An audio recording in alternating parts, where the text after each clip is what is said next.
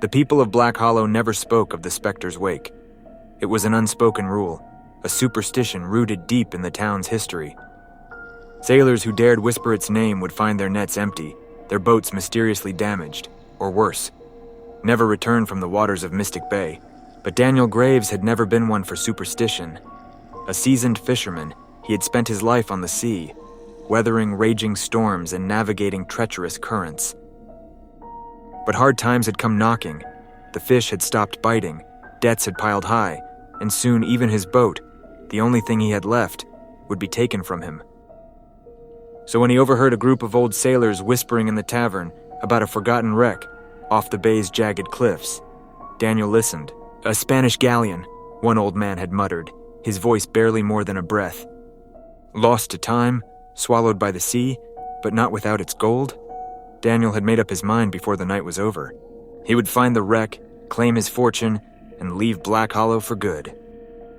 That night, as the full moon cast a ghostly glow over Mystic Bay, Daniel set sail. The air was unnervingly still, the sea like black glass stretching endlessly into the mist. A shiver crept up his spine, but he pushed it aside. Hours passed with no sign of a wreck. His equipment picked up nothing, and frustration gnawed at him. Then, as he peered into the fog, his breath caught in his throat. Something was emerging from the mist. A ship, larger than any he had ever seen, glided silently through the water. Its sails, though tattered and riddled with holes, billowed as if caught in an unseen wind. The hull was blackened with rot, covered in barnacles and tangled seaweed that dripped with slimy tendrils. Lanterns flickered along the deck, their pale flames casting eerie shadows over the ship's weathered bones. Daniel's stomach twisted. This was no wreck, this was something else. Then he saw them. Figures moved across the deck, men or what was left of them.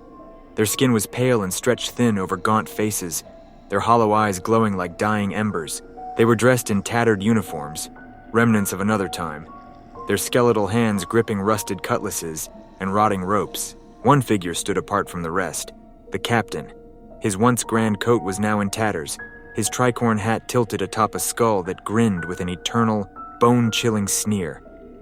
His empty sockets locked onto Daniel, and slowly, he raised one bony hand, pointing directly at him. A deep, guttural whisper filled the air, the voices of the lost crew murmuring in a language that had no place among the living.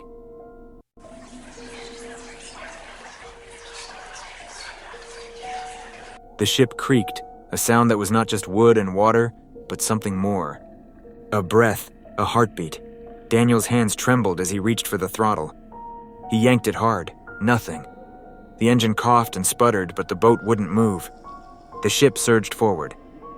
Daniel felt the air around him grow thick, suffocating. A sudden wave of icy water crashed over his boat, nearly knocking him overboard. The Spectre's wake loomed above him now, close enough for him to see the twisted, barnacle-covered bones that littered its deck.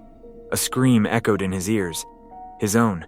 The last thing he saw was the captain stepping forward, his skeletal grin widening into an abyss of darkness.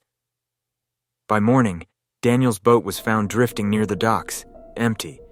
No sign of a struggle, no trace of its owner. The town didn't ask questions. They simply added his name to the long list of those lost to Mystic Bay. And the Spectre's wake? It still sails, hidden within the fog, waiting for the next foolish soul who dares to challenge its curse. Like, comment, and subscribe for more videos.